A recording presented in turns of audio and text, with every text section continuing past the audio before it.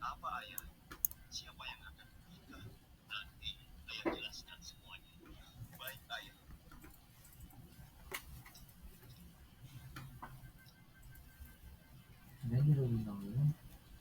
Assalamualaikum. Waalaikumsalam.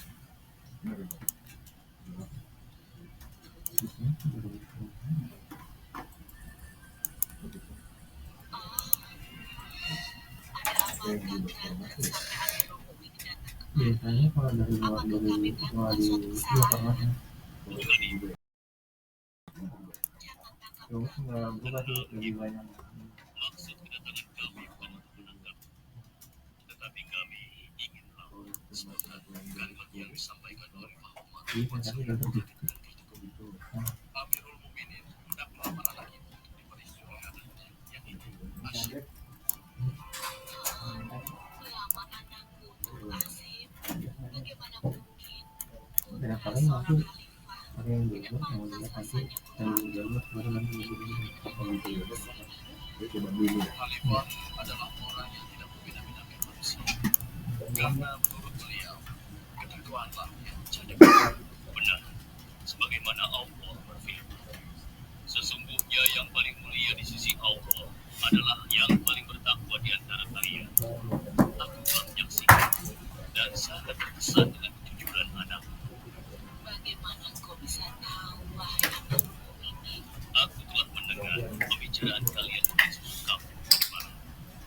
Tidak mudah untuk menemukan gadis berpendirian seperti anakmu di zaman sekarang ini. Oh,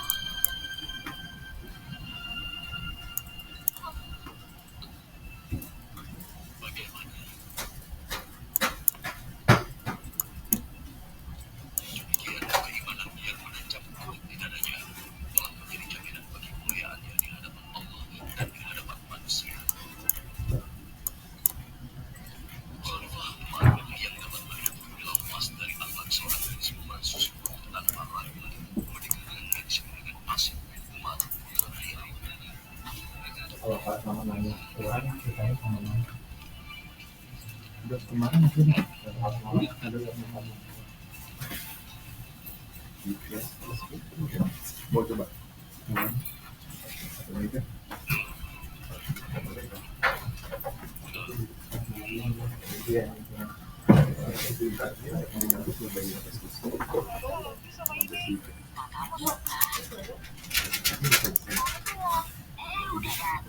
Udah datang ya.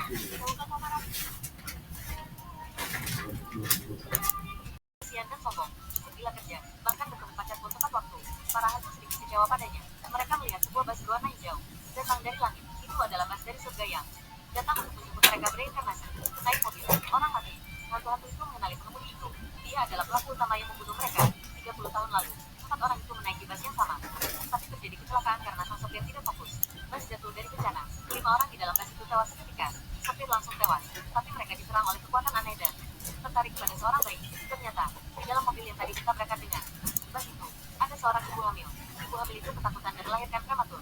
Bayi itu adalah Tom. Saat Tom lahir, adalah saat keempatnya meninggal. Mereka terikat bersama oleh takdir. Begitulah empat hantu itu menemani Tom tumbuh dewasa, tetapi dia selama 30 tahun. Untuk menebus dosa, sopir itu menjadi sopir bas surga. Mereka punya keinginan yang belum terpenuhi, jadi tidak ingin pergi seperti ini. Sopir hanya bisa setuju untuk memberi waktu memenuhi keinginan mereka. Tapi apa yang bisa dilakukan hantu? Sopir mengingatkan mereka. Mereka bisa merasa Tom untuk memenuhi keinginan yang hanya bisa dipenuhi manusia itu. Anak laki-laki ini melihat hantu ketika baru lahir. Empat hantu. Anak kecil itu tidak takut sama sekali. Empat hantu ini terlihat cantik. Selalu bermain dengannya. Anak kecil itu sangat menyukai mereka, bahkan lebih dari orang tuanya. Pesawat terbang ini sedang di dalam perjalanan. Tapi saat sampai London tiba-tiba dicegah oleh cahaya yang aneh. Pilot segera memikirkan cara untuk menavigasi orang. Tapi semuanya tidak bisa digunakan. Karena cahaya ini hisapnya sangat kuat, membuat pesawat terbang ini tidak bisa dikemudi. Pilot juga tiada cara. Hanya bisa biar pesawat tertarik kepada cahaya. Tapi di belakang cahaya ini adalah langit gelap tanpa cahaya. Pilot bingung di depan adegan ini. Dia belum pernah pikir sedetik yang lalu dia masih terbang di langit. Sekarang menjadi begini. Yang membuatnya semakin putus asa adalah satelit yang terhubung ke pesawat juga lumpuh. Akibatnya, sekarang mereka sama sekali tidak tahu di mana koordinat pesawat itu berada. Hanya bisa terbang tanpa arah. Tapi saat pilot sedang, Ihsan yang duduk di samping berkata kepada pilot, "Reda bisa merendahkan tingginya pesawat terbang. Kalau gitu bisa lihat kota di bawah dan menentukan koordinat." Jadi mereka segera bertindak. Dengan cepat pesawat terbang merendahkan 3.000 meter. Tapi hal yang mereka bisa lihat bukan kota, adalah langit penuh api dan asap peluru. Mereka tergencang. Bahkan penumpang juga tidak percaya adegan di depan. Tapi saat mereka belum sadar kembali, sebuah jet tempur era Perang Dunia II tiba-tiba mendekat dari belakang dan langsung mencegah pesawat terbang ini. Dengan cepat dua pilot meninggikan kecepatannya, berhasil meninggalkan jet. Pesawat tiba-tiba berhenti. Jadi pilot segera minta bantuan. Berkata bahwa ini adalah pesawat komersial. Tanpa sengaja diserang oleh jet tempur. Itu aja nanti biasa. Hanya karena pihak lain adalah komunikator Inggris dalam Perang Dunia II. Dengan jelas percakapan mereka tidak sesama masa. Saat mereka sedang terus berdebatan, tiba-tiba dua penumpang bergegas ke kabin dan berkata kepada pilot tampaknya mereka sedang di Perang Dunia II. Itulah tanggal 17 Juni tahun 1940. Tapi pilot tidak percaya hal ini. Jadi mereka menjelaskan bahwa mereka adalah sejarawan. Baru saja ketika saya melihat pesawat tempur dan pertempuran di darat, mereka segera tahu mereka sedang di mana. Mereka begitu yakin karena pesawat tempur itu dihentikan produksinya pada tahun 1945. Jadi mereka baru mengakui. Pilot juga mempercayai ini kebenaran. Jadi dia segera minta bantuan dari penghubung tadi. Menantikan segera mendarat karena bahan bakar pesawat mereka akan habis. Dia juga setuju untuk mereka mendarat secara aman. Segera menunjukkan mereka arah baru. Tapi saat mereka ganti jalan terbang baru, radar tiba-tiba menunjukkan bahwa ada beberapa jet tempur mendekat. Sebuah pesawat sipil modern secara tidak sengaja tiba di Perang Dunia II, tapi juga di medan perang dengan bom padat. Lihat-lihat menurut. Balik mudik antar provinsi naik motor cek. Selamat jalan. Rembang, selamat jalan. Pati, selamat jalan. Kudus, selamat jalan. Demak, selamat jalan.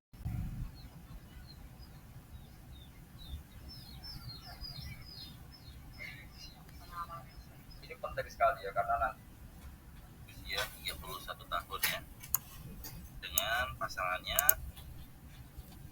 Kamis Wage juga. Ini sama-sama Kamis Wage ya. Usianya 32 tahun.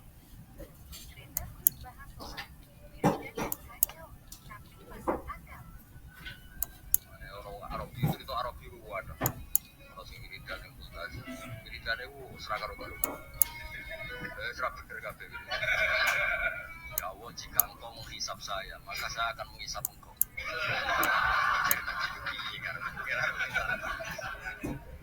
Akhirnya kan Nabi digawi pangeran Muhammad Arabi ku kandhane tak sepuro dosa. Bukan aku napa? Ya perkara ngono. Nek jenengan ngitung salah kula ngitung kufrone jenengan. Kalau engkau menghitung salah saya akan menghitung kufrone jenengan. Jebule gledek mau salah mek kalah. Gimana kufrone jenengan kok kalah mek?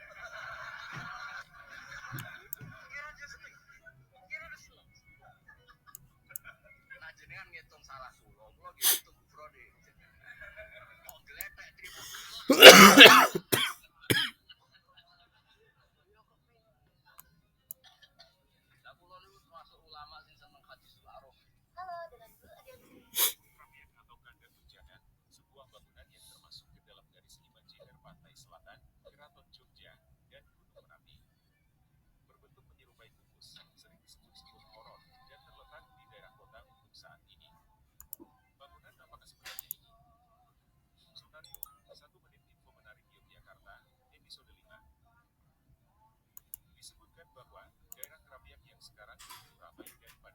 Seorang yang sudah sampai usia 40 tahun, maka Allah mengingatkan dia untuk menyiapkan 5 bekal utama sebelum dia kembali pada Allah Subhanahu wa taala. Rumah sakit beneran. Jadi dihentikan. Mm-mm. P-nya 45. Apa nih pertanyaan pajak? Kita aku bayar.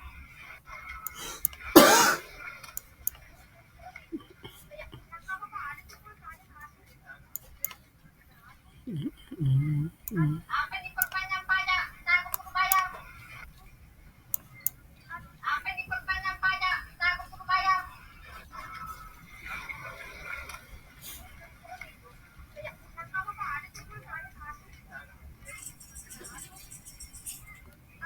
Dari Mas Eto, saya mengajak teman-teman semua untuk berpartisipasi dalam program mensupport para penghafal Quran melalui wong Arab ora seneng wong. Usira itu cekel cek diwabung bebenan. Nanti kalau delok ora mentol lho. Dokter nanti kalian bangun teng Medina. Karena bangun orang alim alama dan beliau Muhammad sepuh. Ada orang Arab seneng kalian ya. Yuk cekel cek diwabung. Saya mau Jawa gak siap. Gue enak ya semua teh.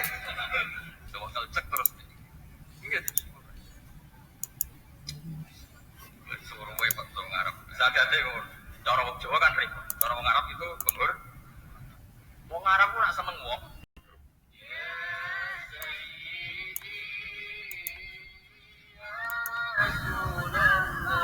Akhirnya pohon di depan rumah kami sudah dicabut guys. Tadi pagi temannya Max datang bawa pengerok ini untuk nyabisi pohonnya. Tapi kerjaan kami itu masih belum kelar dan masih banyak banget yang harus dikerjakan. Salah satunya tuh ini. Jadi ini tuh kita nyangkulin tanah-tanah yang sudah nggak subur lagi di dalam rumah untuk nanam-nanam ini. Habis itu tanahnya kita bawa ke halaman depan. Siapa yang banyak-banyak beristighfar, tiga janji Allah, ja'alallah.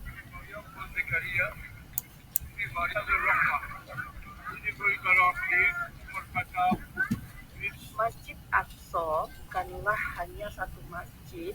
Sebagian orang menganggap Masjid Aqsa itu hanya kubah kibli. Kita lihat dari atas Bukit Zaitun ini, kompleks Masjid Aqsa itu bentuknya sedikit agak menyerang sedikit. Masjid Aqsa adalah halaman terbuka. Perlu diingat dulu waktu Nabi Sulaiman membangun Masjid Aqsa ini bukanlah bentuknya seperti ini. Semuanya adalah halaman terbuka dengan berbagai situs arkeologi dan tempat suci seperti Masjid Kuba Batu, Masjid Al-Aqsa, Masjid Marwani, Masjid Al-Aqsa kuno yang terletak di bawah tanah. Nanti kita ke situ ya. Selain itu juga terdapat mihrab, tempat wudhu, menara-menara, semuanya tak terkecuali ini adalah bagian dari Masjidil Aqsa. Bentuk Masjidil Aqsa itu semi menyimpang, luasnya adalah 14 hektar. Kalau yang kuning tadi adalah kubah Sofra atau kubah batu, yang ini kubahnya hitam adalah Masjid Kubah Kibli. Ini yang bangun adalah Khalifah Umar bin Khattab. Di dalamnya seperti ini. Kemudian kalau yang di bawah adalah Aqsa kuno. Ini kita berjalan lurus menuju mihrab. Hiasan Masjid Aqsa itu hanya kayu yang diukiri oleh tanaman dan dedaunan anggur. Mozaik Masjid Al-Aqsa berasal dari masa pemerintahan Khalifah Fatimiyah Al-Zahir. Tentara salib menduduki Yerusalem pada 493 Hijriah atau 1099 Masehi. Mereka mengubah ciri-ciri masjid tersebut, mengubah bagaimana menjadi sebuah gereja. Ketika Salahuddin Ayyubi membebaskan Yerusalem dari tentara salib, maka beliau memerintahkan untuk merenovasi masjid ini. Dan sekarang kita memasuki Aqsa kuno atau Aqsa Kudum. Di dalamnya nanti itu ada pintu menuju rumahnya Maryam, ibunda dari Nabi Isa alaihissalam. Ada masjid buruk, ada perpustakaan, dan ada tempat Imam Ghazali menulis kitab Ihya Ulumuddin, kitab sufi yang sangat terkenal seantero jagat. Kalau makamnya Imam Ghazali sendiri itu ada di Iran. Insya Allah kapan-kapan liputannya akan aku up ya. Aku udah alhamdulillah pernah ke Iran. Saya sangat terobsesi untuk membahas secara detail tentang apa saja yang ada di Masjidil Aqsa, karena banyak yang tidak memahami bahwa Masjidil Aqsa itu adalah kompleks, bukan hanya Masjid Kubah Kibli, Dome of the Rock, kemudian Bisa diistilahkan tidak menemukan. Padahal Allah ngendikan falam tajidu Jumat boleh tayamum baru tidak menemukan air, di mana-mana tidak menemukan setelah mencari. Sama di mana-mana mencari itu ya ada ikhtiar, juga persiapan. Akhirnya kita ini tidak persiapan, tahu-tahu merasa mencari. Dia itu pinter, meskipun mereka tahu Lailatul Qadar hanya sehari dari sekian hari. Jadi kebaikan nggak boleh terbatas. Bahkan sekedar iman akan wujudnya Lailatul Qadar bagian dari kebaikan.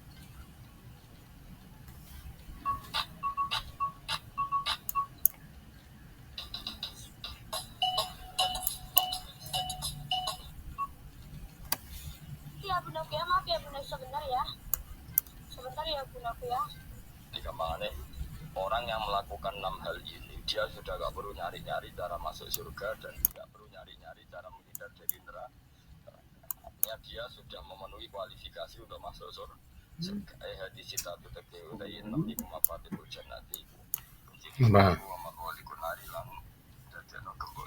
Jadi kalau kamu melakukan 6 hal ini, berarti gue untuk kunci untuk masuk surga dan minangka gue sing kunci neraka. Jadi neraka ora ono jalan kanggo gue, mergo semuanya terkunci. Awalnya makanya ini berarti itu Hajar al Asqalani yang Sayyidina Umar cerita semuanya misteri. Sebenarnya Allah misteri, Suftuwa misteri. Dan Dewi Sayyidina Ali ada 6 hal sing terjadi gue itu mesti mlebu swarga. Nah, gue lakoni neraka ketutup. Jadi pas neraka 5, gue pas 5 tahun neraka ditutup. Swarga dibuka. Ketika gue mlebu ra iso nerakane ditutup. Tapi cukuman lewat pas neraka buka. Tawarai trike, apa cukuman lewat pas neraka. Pas gue lewat itu kita bukaan dapur, bahaya itu menolak. Ya jadi kudu duwe mafatihul jannah wa maghaliqun nar, wa mafatihul jannah wa maghaliqun nar. Jadi kita duwe kunci go buka swarga. Ya duwe carane kunci nutup neraka. Kan mesti liwat neraka. Wong samu swarga gak liwat neraka sih iku bahaya nek bukaan yo. Ya. Kenapa kok? Siji ya jelas ya mafatihul jannah wa maghaliqun nar dawuh Sayyidina. Awaluha utawi kawitane iki kabeh sita iku arafah.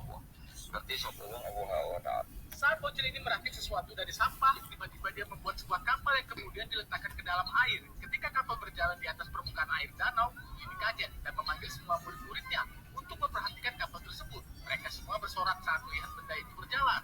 Bocil yang malu pun langsung berdiri dan bersembunyi di belakang temannya. Kemudian guru ini mengambil kapal tersebut lalu memajangnya di sebuah meja. Saat di ruangan kepala sekolah, si guru pun ingin menyampaikan perkembangan bocil itu. Tapi sebelum dia berkata, Tetapi dalam sosial media dan termasuk di dalam wawancara dengan media, Mas Gibran menunjukkan sikap yang berbeda soal pembatalan U20 ini. Mas Gibran memang sengaja melawan arus utama garis komando partai. Bukan seperti itu ya. Kita tidak perlu menyalahkan siapa-siapa. Kemarin itu saya berbicara berstatement sebagai tuan rumah. Kami tuan rumah sudah tanda tangan komitmen, sudah diberikan list kewajibannya apa saja, dan saya penuhi itu semua. Jadi ya, kecewa sekali ketika itu tiba-tiba dibatalkan. Dan kami yang sebagai tuan rumah disuruh kita juga pakai APBD untuk memperbaiki venue-venue kita, dan itu tidak kecil. Makanya itu kita ya agak kecewa. Mas Gibran nggak ditelepon PBB untuk mengatakan bahwa menolak tim Israel? Ya itu internal kami. Yang jelas saya sudah izin pimpinan, izin Pak Gubernur, waktu itu juga izin Pak Sekjen. Pak mohon maaf, saya sebagai tuan rumah ada berstatement seperti itu. Oh, jadi ibaratnya Mas Gibran ini tidak secara, maksudnya enggak tiba-tiba ingin beda, tapi juga ada etika internal. Bukan, ini bukan masalah beda, bukan masalah cari sensasi. Ini kewajiban sebagai tuan rumah. Ya, maksudnya Mas Gibran, jadi secara internal sebenarnya Mas Gibran itu sudah berkomunikasi dulu untuk mengatakan saya mohon izin, saya akan bersikap berbeda. Ya, dan ini juga Aku tak mampu membayarnya. Setelah mengambil uang itu, bocah itu langsung pergi. Fenomena guru seenaknya memungut biaya tambahan pelajaran. Akan dipatahkan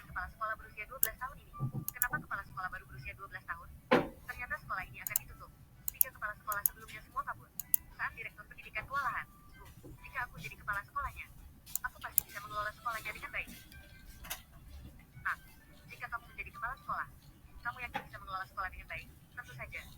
Ini masalah gampang. Aku akan menjadikanmu kepala sekolah. Direktur benar-benar menjadikannya kepala sekolah. Hal ini membuat para guru sekolah tak senang. Ada anak kecil yang menjadi atasan mereka. Jadi dia mematikan mikrofon kepala sekolah di depan semua guru dan siswa untuk mempermalukannya. Sepertinya kepala sekolah baru belum pernah menggunakan mikrofon. Meja dan kursi sekolah dirusak murid-murid. Mereka butuh 240 juta untuk membeli yang baru. Kepala sekolah berpikir itu terlalu mahal. Jadi dia mencari seseorang untuk memperbaikinya. Tapi ini tak menyelesaikan akar masalahnya. Dia lantas memikirkan cara lain. Jadi dia membawa semua siswa nakal ke sekolah miskin. Saat melihat ruang kelas yang bobrok itu, mereka semua terdiam. Siapa dari kalian yang tahu? Kenapa kalian dibawa ke sini? Karena kita dulu merusak meja dan kursi sekolah. Ini memberitahu kita untuk menjaga baik-baik properti sekolah. Seorang pria berkata pada kepala sekolah. Dia sendirian mengajar semua siswa dari kelas 1 sampai 5 agar para siswa di daerah pegunungan yang miskin punya kesempatan bersekolah. Hari itu, wali kota menemukan kepala sekolah itu menerapkan 60 juta dana publik ke sebuah rekening pribadi. Wali kota memang menentang anak itu menjadi kepala sekolah. Sekarang, ini terjadi. Dia segera akan menghukum kepala sekolah itu. Saat itu, seorang pria menerobos masuk. Dia langsung keluar dari sekolah pagi. Wali kota lantas tercengang. Ternyata 60 juta itu dikirim ke sekolah-sekolah miskin agar lebih dari 20 siswa miskin bisa kembali bersekolah. Setelah mendengar ini, mereka tak jadi menghukum kepala sekolah. Mereka lalu pergi ke sekolah untuk inspeksi. Padahal, mereka hanya mau mencari celah di kepala sekolah. Mereka menanyakan apa para siswa ada keluhan dengan kepala sekolah. Kami sangat puas dengan kepala sekolah ini. Kami sangat suka kepala sekolah sini. Kenapa kalian menyukainya? Karena dia tak akan membiarkan guru memberi kami pekerjaan rumah lagi. Dia juga membuat kami tak perlu ikut pelajaran tambahan. Makanan kantin juga menjadi enak dan tak mahal. Setelah itu, wali kota datang ke kantin. Dia melihat tak ada label harga yang jelas di jendela itu. Dia ingin bilang jendela ini untuk siswa miskin. Makanannya gratis. Wali kota sama sekali tak menemukan kelas di kepala sekolah. Wakil kepala sekolah lalu mengundang wali kota makan di hotel. Tapi kepala sekolah dengan tegas menentangnya. Wali kota datang untuk inspeksi. Dia harus makan di kantin sekolah. Setelah menampakkan meja dengan marah, dia pergi. Saat itu, reporter TV datang untuk wawancara. Wajahnya seketika berubah. Jadi masih merasa bahwa udah bapak balik aja.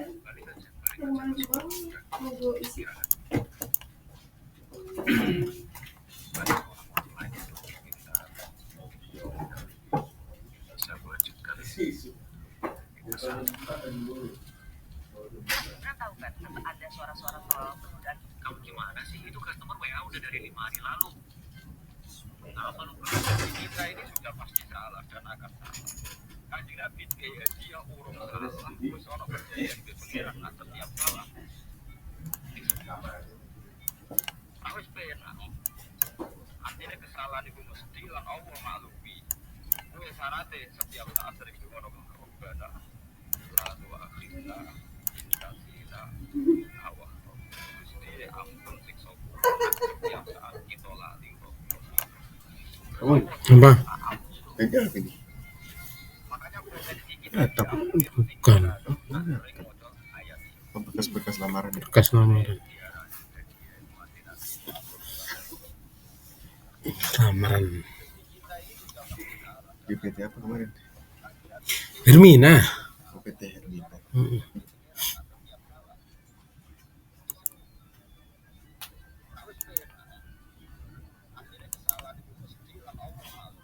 Main di WA Babe nggak? Enggak. Enggak. Aku yang WA dulu. Hah? Aku yang WA dulu. WA doang. Sama tahu kepanggil aku ngaji terus kayu tidur terus Jangan pergi akan dulu. dikengken mriki amat Iwa. jadine Satu saya. jadi sampean rene iki demi 100.000 Ini beli paling gak selawe sih. kok eling ya. Eleng kan. Masalah duit aku eleng. Ada masalah duwe eling Dan masalah ngaji ora eleng. nek masalah ngaji ora eling Boten. ya tak kei 100.000 tapi ngaji ayo kok iso Apa tega? liyane Fatihah Nah, iso. ada itu ada Boten. komat Sakit. ayo sal komat Allah Akbar. terus Allah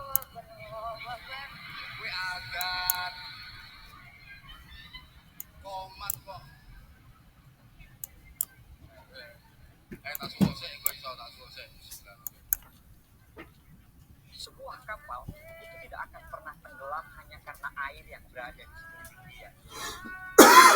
Kapal tersebut akan tenggelam itu karena ada air yang masuk ke dalam kapal tersebut. Begitu juga dengan kita. Pernah kepikiran gak sih berapa banyak debu dan bakteri? Makanya ada seorang mubalek di masjid zaman Sayyidina Ali jadi Amirul Mukminin dan Kufah. Sayyidina Ali dan satu-satunya Amirul Mukminin yang nggak dapat kepemimpinan tapi lebih Kufah. Makanya Irak itu terus banyak Islam. Itu ada seorang mubalek yang tinggal di neraka. Pasti nyipatin rokok kok mati buah saat bahwa di bawah tidak satu pengiran rokok tetap mati. Mati pakai kok berdiri. Artinya kita ini biasa saja.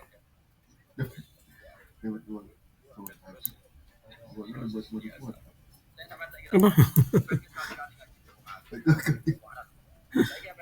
Rokok panas kersane to.